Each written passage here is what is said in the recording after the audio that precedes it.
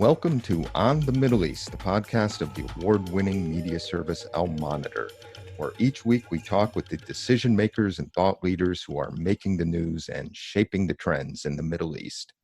I'm Andrew Parasiliti, president of Al Monitor, and this week we'll be talking with Brian Hook, the Trump administration's top diplomat dealing with Iran.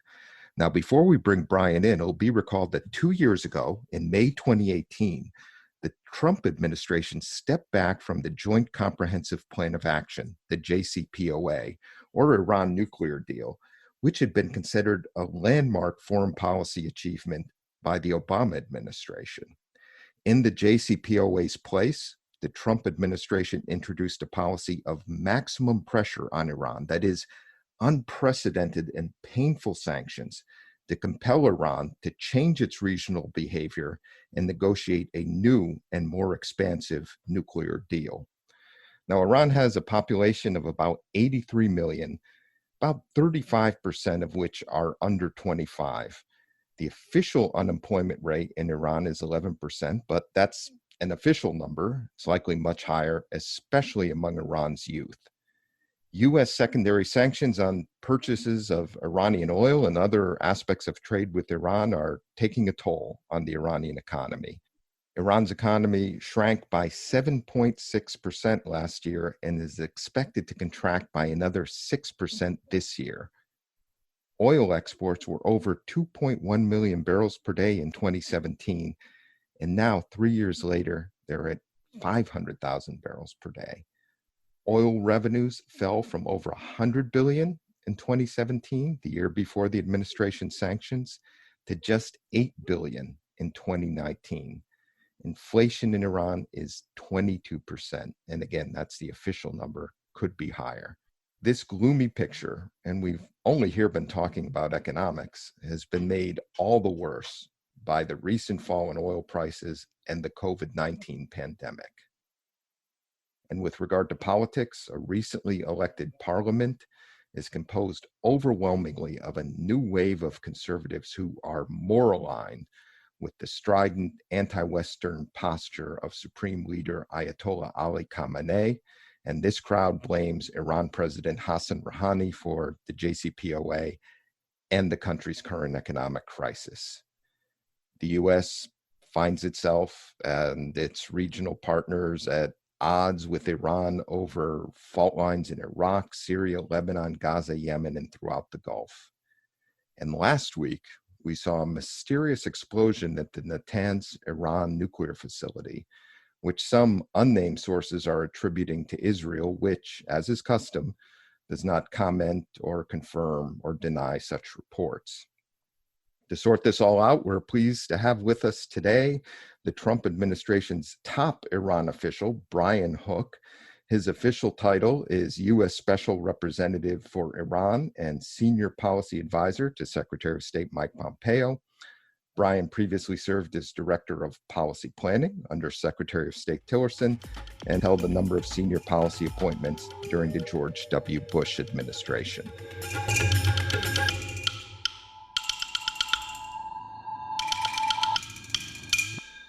Brian, welcome to On the Middle East. It's good to be with you. Thanks for having me on. Thank you. Let's get right into it. I'll begin with a topic that has been a priority for the Trump administration and something I know that means a lot to you personally, and that's bringing home Americans who have been held unjustly in Iran. Last month, you secured the release of Michael White. He had been held in Iran for 2 years on charges of insulting Khamenei, and that followed the swap 6 months earlier, which brought home Zhiyu Wang.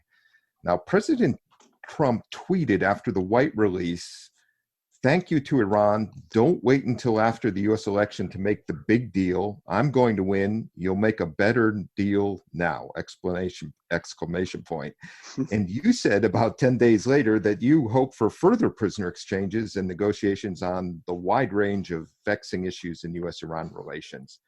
What are the prospects for diplomacy, both to secure the release of remaining Americans in Iran, including Bakr and Siamak Namazi and others, and for the big deal the president is talking about? I hope the prospects are good. We have been able to successfully negotiate 2 prisoner deals. And as a consequence, Xi Wang is back at Princeton and Michael White is back in California with his family.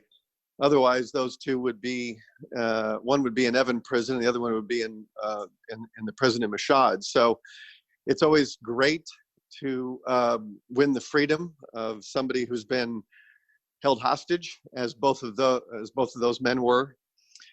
I have requested an in-person consular dialogue with the regime. I think they're probably going to continue to stick with the Swiss intermediary instead of doing direct talks.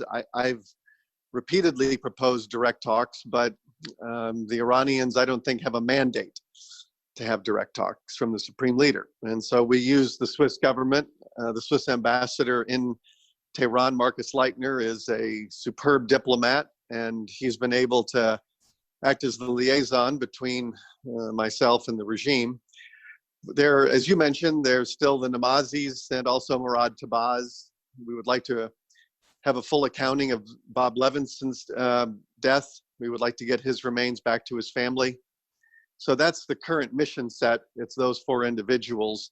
I work on it every day. We've got a great special envoy for hostage affairs, Roger Carstens, who works on this. And I'm in regular touch with the families. And look, to your broader question, is this going to lead to a bigger deal? We hope so. That's what the president would like to see. He's had the door wide open for diplomacy for a number of years. But the supreme leader, when faced with the choice of diplomacy or managing economic collapse, keeps choosing economic collapse. Brian, just to be clear, so you have made it clear to Iranian officials that you want direct talks about the Americans held in Iran and also about the other many issues in vexing U.S.-Iran relationships, but it's the Iranians who don't want to talk to you. Well, we have repeatedly requested in-person talks, but the regime is not comfortable with that, and so we work through the Swiss. This is another example of the Iranian regime, I think, missing good opportunities to make progress on the differences. We've got big differences between the Islamic Republic of Iran and the United States. The president would like to get to a better deal, and that's what he communicated in his statement after we brought home Michael White. And so ultimately it's up to the regime. You know, the president has also said, you know, while he would like a deal, he knows that our policy toward Iran has been successful.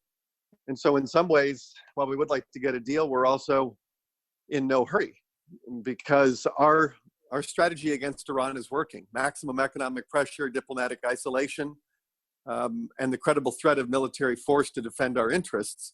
That's a winning combination. And every Iran strategy needs that combination of policy initiatives. And if you don't have those, and those were unfortunately quite absent in the prior administration, when they gave up on their pressure and settled for a very bad deal. So we have the right policy in place, and at some point or another, we hope the regime will sit down at the table. Besides prisoner exchanges and getting the Americans home, what would be the other first-order issues on the agenda with Iran if you were to sit down directly? Is there some, and are there some areas where you could and would like to see Iranian behavior change, and that would be some signal that there is change? Well, we have changed Iran's behavior, but we have not seen a change of heart. So our max pressure has denied the regime, by President Rouhani's accounting, $200 billion. And I'll let you use your imagination on how that regime would spend $200 billion if they had the chance. They would waste it on their proxies throughout the Middle East. They'd give it to Hamas, PIJ, Lebanese Hezbollah, the Houthis in Yemen, militant networks in Bahrain. It's a long list. You know, they've conducted terrorism across 5 continents, so that's where they would spend the money. So we have forced a change in behavior because money is the sinews of war. That's what they need, and they don't have the money they used to. They're facing a big financial crisis. The 3 worst performing economies in the world are Venezuela, Libya, and Iran today. That's the company that Iran is keeping. But again, Secretary Pompeo made this very clear 2 years ago when we announced our new strategy. The regime can either behave like a normal nation, it's not too much to ask, or they can watch their economy collapse. And that's what they've chosen. That's too bad. So we need to end enrichment. Sometimes I get this question from the media, are you worried that Iran is closer to a nuclear breakout, or what is the nuclear breakout for Iran? And I say your question illustrates the problem.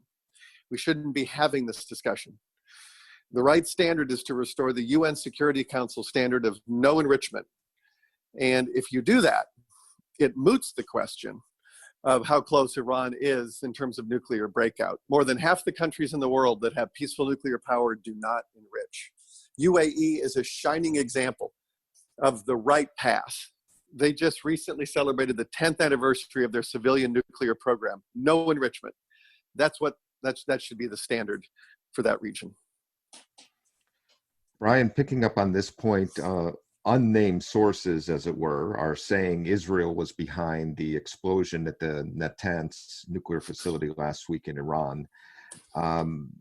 Israel, of course, doesn't comment on this, neither confirm nor denies, and I'm not going to ask you who's behind the blast, but how concerned have you been about Natanz? Well, we certainly have been monitoring reports of the fire.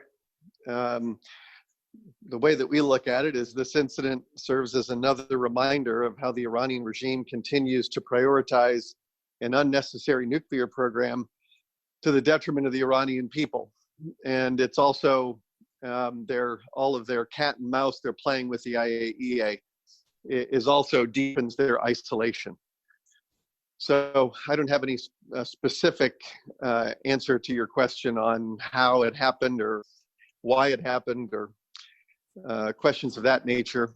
Last week when I was in the Middle East on the way home, I stopped in Vienna to meet with the International Atomic Energy Association's Director General Grossi, DG Grossi, and he briefed me on the frustration that the Board of Governors is having. Starting about 12 months ago, Iran stopped answering questions from nuclear inspectors. And then for the last 4 months, they've been denying access to suspicious nuclear sites. You mentioned Natanz. Natanz has a notorious history as one of the facilities that they did not disclose back in what would have been about 2003 or 4, that ultimately led to a referral. The Iran regime's nuclear program was referred to the UN Security Council, and that then set into motion a multilateral sanctions regime against Iran. So we would like to see Iran just simply behave again like a normal nation. There are something like, I want to say close to 200 countries that have signed up for the Non-Proliferation Treaty. There's only one of them that is refusing access and declining to answer questions. And Iran needs to live up to its obligations under the NPT, the Safeguards Agreement, and answer and give access to the IAEA. Brian, before your trip to Austria, you were in Israel, Saudi Arabia, and the UAE last week. Obviously, you talked about Iran. What was top of mind to bring you out to the region during the COVID pandemic to talk with our partners there about Iran? Is it concerns about the nuclear program? Are you anticipating any changes or actions regarding or by Iran in the near future? The purpose of my trip was to start discussing the looming expiration of the UN arms embargo on Iran. We're about 4 months away from the Iranian regime being able to freely purchase fighter jets, attack helicopters, large caliber artillery systems, missiles up to 300 kilometers, submarines, and the last thing the Middle East needs is more Iranian weapons. And I visited the countries that you mentioned. I also visited Bahrain. But if you look at UAE, Saudi, Bahrain, and Israel, these are the countries that are in Iran's crosshairs. And these countries have Iran can't be at peace with its neighbors because it's an expansionist revolutionary regime. We're trying to get it to be at peace with its neighbors. If the UN Security Council lets this arms embargo expire in October, it will set off an arms race in the Middle East and make that region even more volatile. So I went there and met with various foreign ministers and also met with Prime Minister Netanyahu. And in each stop, every country made clear they called on the UN Security Council to extend the arms embargo. The United States has circulated a resolution in the council that would extend it. We very much hope that the 5 permanent members of the council can come to an agreement so that this can be extended. Brian, that was my next question. Both you and Secretary Pompeo in recent weeks have been engaged at the Security Council about the arms embargo. How confident are you that you can hold the line and keep that going, including with our allies, but there's also Russia and China? There's, I think, a growing acceptance that it was a mistake in the Iran nuclear deal negotiations to permit the arms embargo to expire in year 5. And by the way, it gets worse from here. In 3 years, 2023, all of the missile restrictions expire. And then the nuclear restrictions start to expire. This deal is going to start unraveling in 4 months, and it's going to keep unraveling until there's no thread left.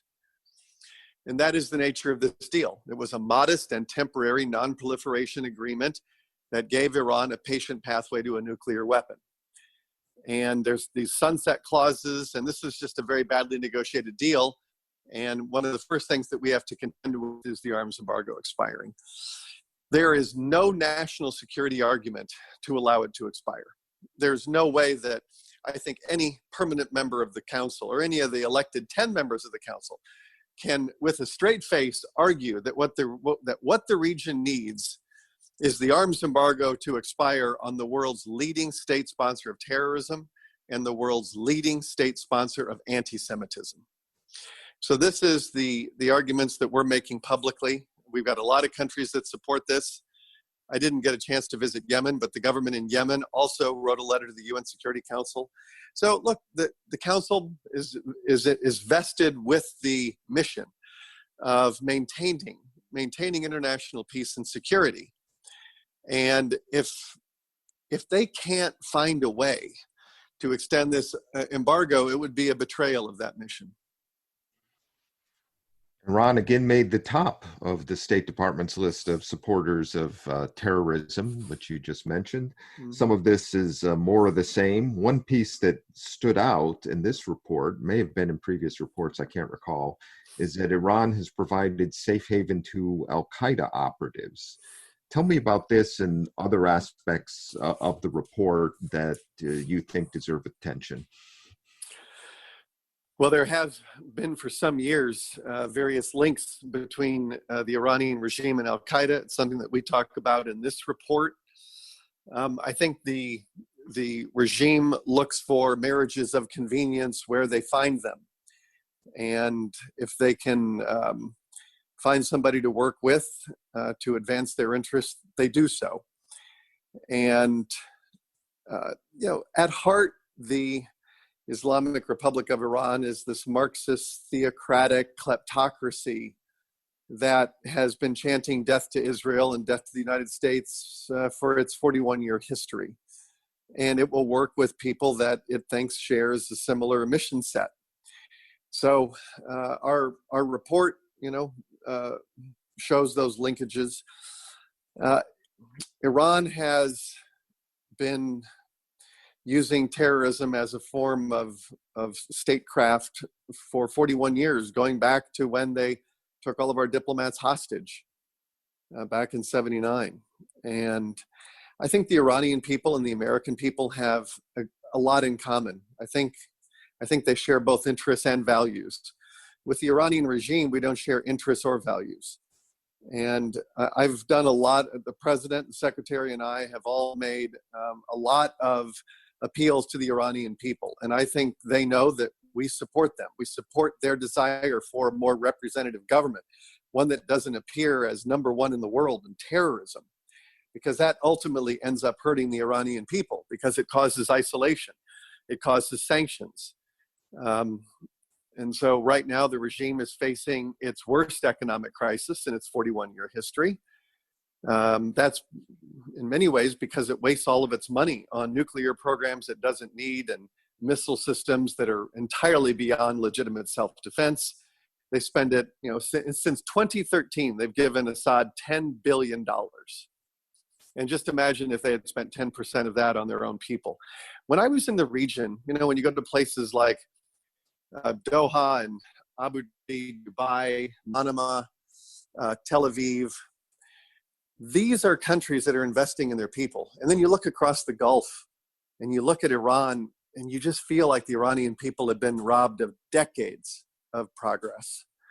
And as I see the Iranian model compared with the model of the countries that I just described, I think the Iranian model is losing ground. We saw massive protests in Lebanon in October. We then saw protests in Iraq against Iranian interference. Iran had its worst protests in its history with 31 provinces protesting against the regime. The Iranian model is being rejected around the region. And I think the trend lines are very negative, but I'm very hopeful about the other countries that I mentioned. And I hope that they represent the future of the Middle East and not these sectarian revolutionary regimes which have caused so much death and suffering like Iran. Ryan, there were some reports last month that Iran may be stepping back or holding back in Syria, perhaps as a result of maximum pressure by the United States. Do you see any evidence of this? We have seen the tactical displacement of Iranian troops in Syria. And when I met with Prime Minister Netanyahu and the foreign minister and other senior Israeli officials, I was briefed on their work to defend themselves against Iranian attacks from Syria. And the Iranian regime has many interests in Syria. I would say it's keeping Assad in power and keeping a channel to Hezbollah, and then also using Syria as a forward deployed missile base to attack Israel. And Israel has given it back to them time and again. And this has caused a lot of these Iranian troops to move their positions north. So we fully support Israel's right to defend itself. And I think that when we came into office, our goal was to reverse Iran's power projection in the region. During the Obama administration, they bragged that they owned four Arab capitals. And they can't make that claim anymore. And as we see Israel has been a big part of that. I think during the Iran nuclear deal, there was something of a unspoken agreement that if Iran would comply with its nuclear commitments, that countries would look the other way as Iran expanded its non-nuclear threats. And that's what they did. So when we came into office, we had a policy of reversing those gains. And as I said earlier, Andrew, we've really been able to, in places like Lebanon and Iraq, the protests in Iran, the way we've stood by Israel. We've stood with Saudi as the Iranians continue to attack them from the south through the Houthis. And we have stood with UAE. And this is the kind of policy that you need in place. You have to stand with your allies in order to reverse Iran's ambitions. They have hegemonic ambitions to dominate the Arab world. And we're very pleased with the trend lines in Iraq. Prime Minister Khatami is off to a very good start, and we're very pleased with it. I question whether we'd be in such a good position if Qasem Soleimani were still interfering in Iraqi politics as he has. And so I think the trend lines in Iraq are very positive. The Iraqi people are fed up with Iranian interference in their domestic matters. What the United States seeks, what this administration seeks, is simply a normal bilateral relationship with Iraq. We want Iraq to be sovereign. We want it to be stable. and we want it to be secure. And the Iranian regime wants the opposite of these three things. They would like to make Baghdad a suburb of Tehran. So the government was formed, and so you've got President Barham Saleh and you've got Prime Minister Khatami. And from the senior officials that I've spoken there, they say that they haven't been this optimistic in 15 years. They very much like where things are going. And this new government has the support of the Iraqi people to be free of Iranian interference. Look, I was doing this contrast, as I mentioned earlier, right? Look at the cities in the Middle East that are the most free of Iranian interference, and those are the ones that are really thriving. And then look at the places where Iran has laid deep roots, and look at all of the indicators there are in a really bad place. Look, in Lebanon, it's lost 85% of its value, its currency. And Iran midwifed Hezbollah in the early 80s. And Hezbollah has been a drag on the Lebanese people. And so we see a lot, we see people protesting this model of corruption, sectarianism, lack of accountability, violence, and terrorism. There's a lot of frustration with that, and that model comes directly from Iran, and they've been exporting it since '79. But we have exposed this regime in ways that don't have any historic precedent, and our sanctions on Iran have no historic precedent. They have dwarfed the efficacy of the multilateral sanctions architecture that was in place before the Iran nuclear deal. We've done more unilaterally than ever has been done multilaterally. That would be with 193 nations working in concert against Iran. We have greatly exceeded, I think, the pressure that was in place prior to the Iran nuclear deal. So that pressure is going to continue. I'll give you one very sort of, I think, hopeful statistic. When we came into office, the Iranian military budget had reached record levels of spending. The first year we were in office, it went down 10%. The second year, it went down 28%. And this year's budget, it's going to probably go down even more. You see Hezbollah having to do fundraising drives. You see Shia militant group leaders saying that Iran isn't sending the money that it used to in the past. These are the headlines that we want to be seeing. And we didn't see those prior to us coming into office. So we have the right policy in place. It's working. When you're talking about the center of terror finance and money laundering, which Iran is, we have really helped to disrupt and deter a lot of activity that otherwise would have happened without our policy. Ryan, thank you. We appreciate your taking the time today to join us and talk about Iran and U.S. policy toward Iran on the Middle East. Great. Thanks for having me on. Good conversation, and look forward to our next one. Same here. And we'll be back after this short break.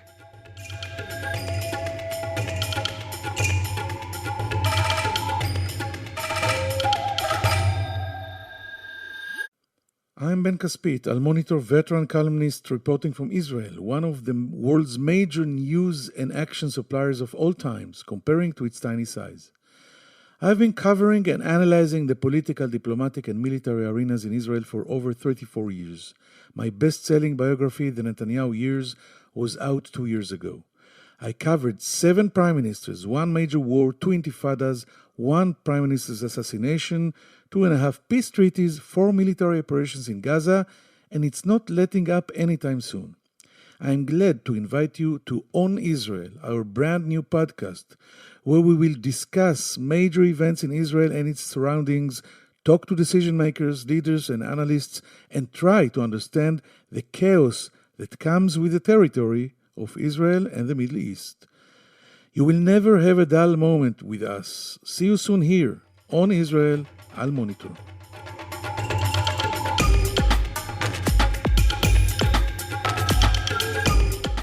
Welcome back to On the Middle East. Brian Hook just told us that the U.S. is ready to talk directly with Iran about prisoner swaps and many other issues, but the Supreme Leader is dead set against direct talks. That's too bad, of course, because President Trump, as Hook said, would like to see direct talks on a wide range of issues, and the door for diplomacy is wide open if Iran would walk through it. If anything is going to happen before the US presidential elections in November, or maybe even after, it seems it will likely be via the good offices of Switzerland, which Brian Hook talked about, or via other back channels or intermediaries. Well, let's hope that door for diplomacy can be kept open, if only via the Swiss. Bakr and Siamak Namazi and Murad Tabaz deserve to come home. Their detention is overdue and unjust. And Robert Levinson's family is owed an accounting and closure on his case after 13 years. It seems to me another prisoner swap, especially during the COVID-19 pandemic, is a low-cost win-win for the United States and Iran and keeps the prospects of diplomacy alive on other issues. Thank you all for listening to On the Middle East. I'm Andrew Parasaliti. I will be back next week. And in the meantime, please sign up for this and our other Al Monitor podcast, On Israel with Ben Caspit, at your favorite podcast platform.